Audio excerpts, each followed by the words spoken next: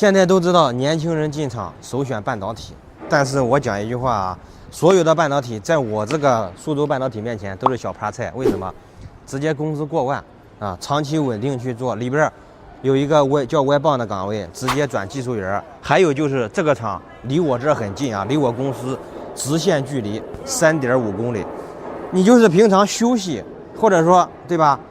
今天没有事干了，或者下班早了，直接到我这儿来。看到那一棍小甜水了没有？啊，就那一棍小甜水，直接给你们安排到位。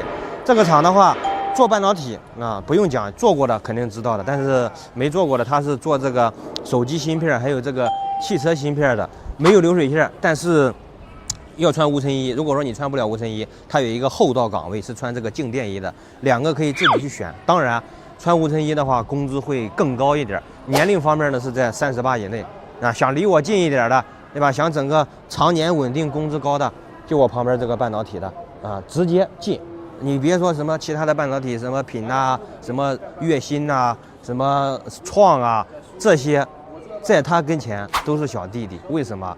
因为这个厂到后面，你不想休班的话，可以上满月。你要想休班，休个几天，他也让请假。你要想挣高工资，那怎么样来的？工厂普工，没有学历、没有技术的情况下，就是加班加出来的。